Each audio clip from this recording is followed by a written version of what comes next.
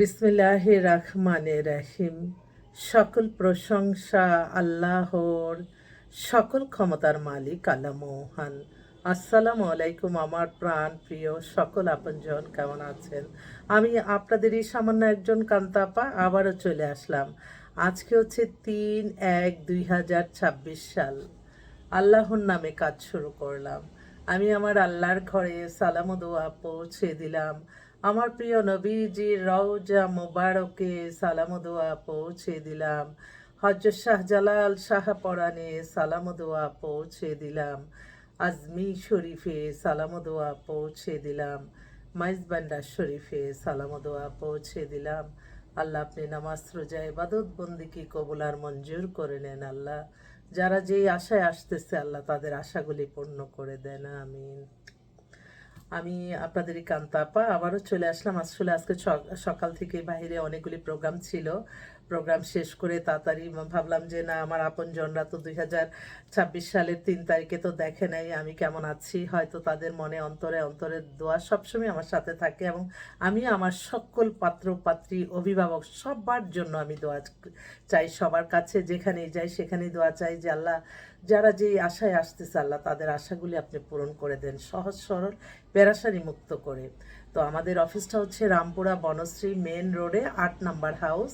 আর WhatsApp নাম্বারটা বলে দিচ্ছি, 01971860261। আরেকটি কথা, এখন কিন্তু বিয়ের মৌসুম চলতেছে। আমার মনে হয় যারা যারা বিয়ের জন্য উপযুক্ত মনে করছে যে তাদের কোনো প্রেম ভালোবাসা নাই বা কোনো আত্মীয় স্বজন আনতেছে না, আমরা সেই আত্মীয় স্বজন হয়েই আপনাদের পাশে আছি। আপনারা অন্তত একবার এসে ঘুরে যান আমাদের অফিসটা। এত অসংখ্য পাত্র পাত্রীর মাঝ থেকে আপনারা বেটারটাই সবচেয়ে বেছে নেন, এটা সবসময় মনে রাখবেন। মিডিয়া মানে খারাপ, এই মেন্টালিটি আপনাদের বেরিয়ে আসতে হবে। তাহলেই দেখবেন আপনারা অনেক কিছু, যখন আপনি একটা জিনিস কমফেয়ারে নেবেন সেই জিনিসটা ঠকার সম্ভাবনা কম। আর আমরা তো এই যে কাপড় চোপড় না, যে এটা দেখলাম আপনার পছন্দ হয়ে নিয়ে গেলেন, না, এটা আপনার পছন্দ হয়েছে, আরেকজনের পছন্দ লাগবে কিনা সেটাও আপনাদের মাথায় রাখতে হবে। আর সেজন্য স্কুলে ভর্তি হতে হবে। স্কুলে ভর্তি হয়ে পরীক্ষা কি আর সবাই পাশ করে? কেউ না কেউ ফেল করে, ঠিক তদ্রুপ আমাদেরও এই একটা দুইটা দেখাইতে দেখাইতে আপনাদের কাজ হয়ে যাবে।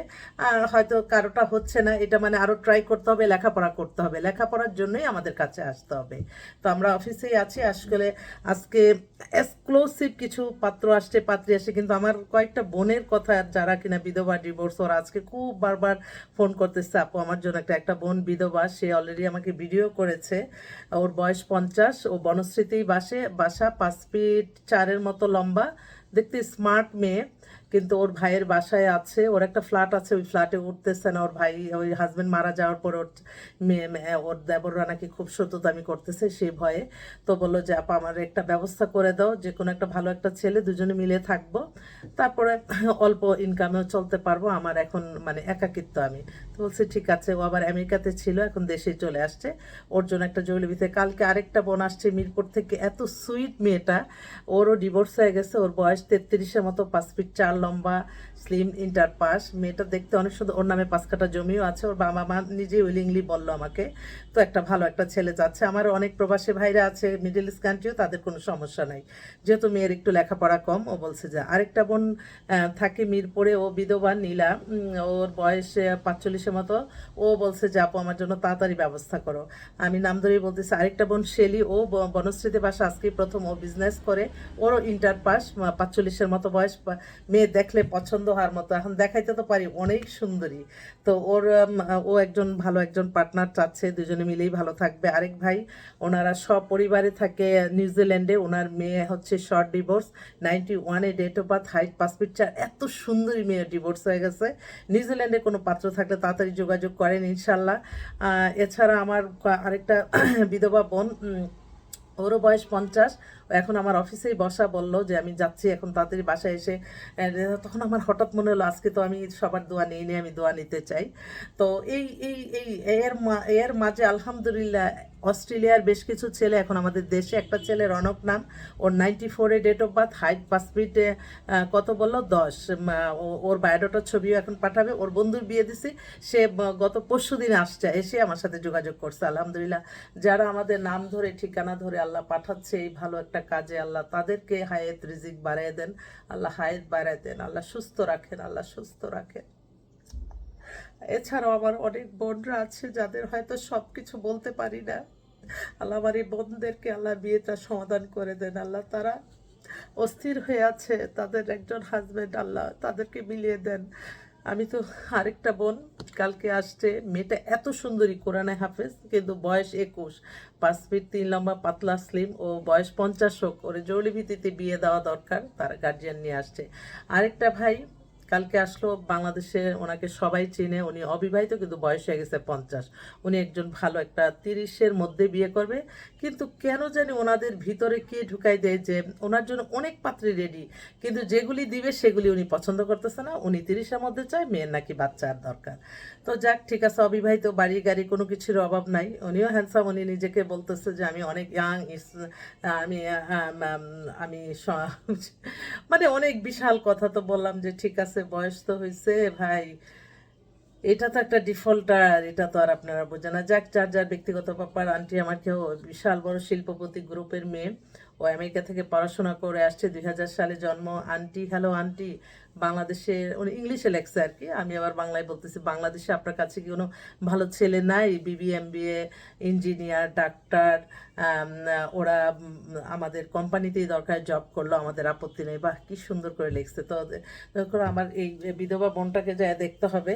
তো বেশ কয়েকটা 50-এর মধ্যে যে পাত্রীগুলি আমার পাত্ররা, ওরা বলছে ওরা ছোট বিয়ে করবে, কিন্তু 40, 42, 45-এর এর এর নিচে করবে না। না, আমার ভাইরা অনেক গ্রামে গঞ্জে থাকে, হয়তো আমার ভিডিওটা দেখে তারা মনে করে এই যে আমি মুখে বলতেছি মেয়েরা বুঝি তাদের ছেলের জন্য পাগল হয়ে গেছে। না, মেয়েরা যত হাজার কোটি টাকার মালিক হোক, ছেলেটা স্মার্ট, লেখাপড়াটা দেখবে, তার সাথে মনের মিলটা দেখবে, এবং স্ট্যাটাস তার চেয়ে একটু কম হলে ইদানিং আবার রাজি হচ্ছে, কোনো মেয়ে স্ট্যাটাসে কমে নামতে চায় না।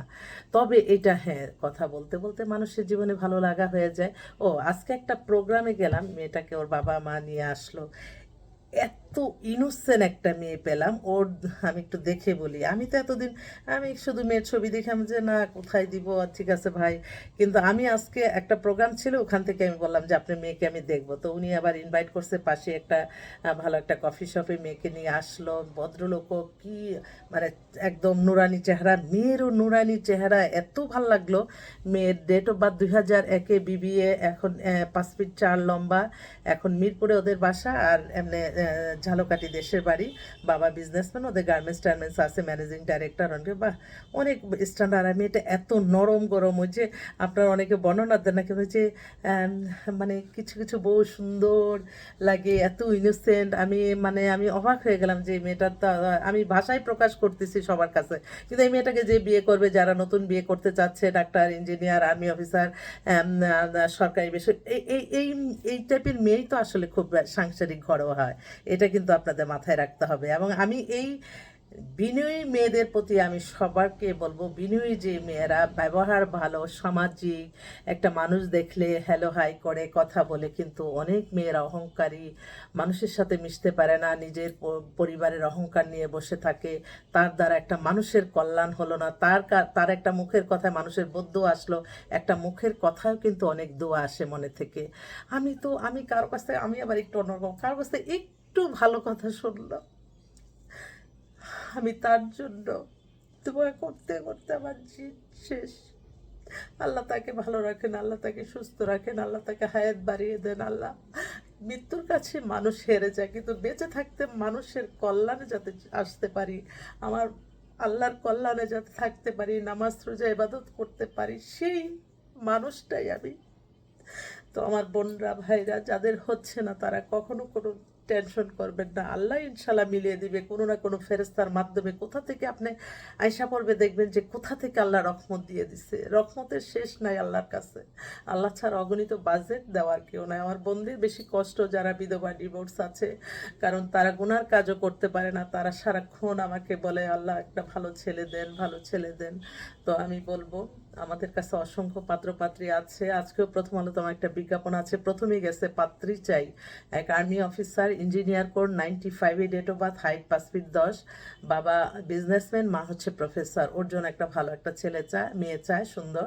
তো দেখা যাক আল্লাহ কি করে, কার ভাগ্য আল্লাহ কোথায় রাখছে। তো আপনারা আসবেন ইনশাল্লাহ, আমি আবারও আসবো আপনাদের মাঝে। আসসালামু আলাইকুম।